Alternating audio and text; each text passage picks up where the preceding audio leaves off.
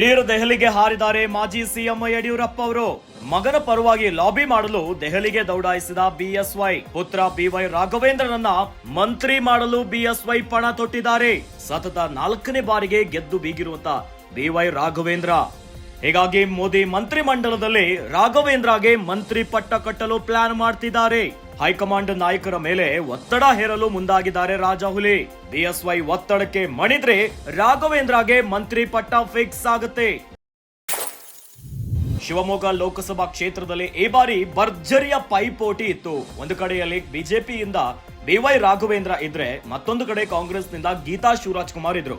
ಇನ್ನು ಬಂಡಾಯ ಅಭ್ಯರ್ಥಿಯಾಗಿ ಈಶ್ವರಪ್ಪನವರು ಈ ಬಾರಿ ಕಣಕ್ಕಿಳಿದಿದ್ರು.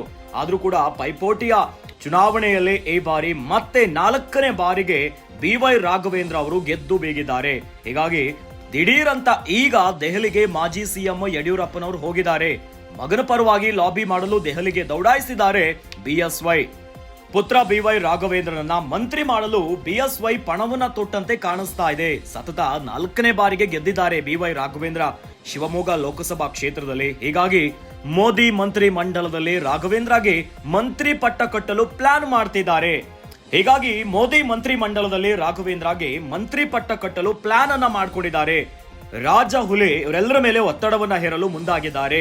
ಬಿಎಸ್ವೈ ಒತ್ತಡಕ್ಕೆ ಮಣಿದ್ರೆ ರಾಘವೇಂದ್ರಗೆ ಮಂತ್ರಿ ಪಟ್ಟ ಫಿಕ್ಸ್ ಆಗುತ್ತೆ. ಈ ಬಾರಿ ಸತತ 4 ಬಾರಿ ಗೆದ್ದು ಬೀಗಿದ್ದಾರೆ ಶಿವಮೊಗ್ಗ ಲೋಕಸಭಾ ಕ್ಷೇತ್ರದಿಂದ. ಹೀಗಾಗಿ ಇವರನ್ನ ಮಂತ್ರಿ ಮಾಡಲೇಬೇಕು ಮೋದಿಯ ಸಂಪುಟದಲ್ಲಿ ಅನ್ನುವಂತ ಪ್ಲಾನ್ ನೊಂದಿಗೆ ಈಗ ದಿಢೀರ್ ಅಂತ ದೆಹಲಿಗೆ ಹೋಗಿದ್ದಾರೆ ಮಾಜಿ ಸಿಎಂ ಯಡಿಯೂರಪ್ಪನವರು.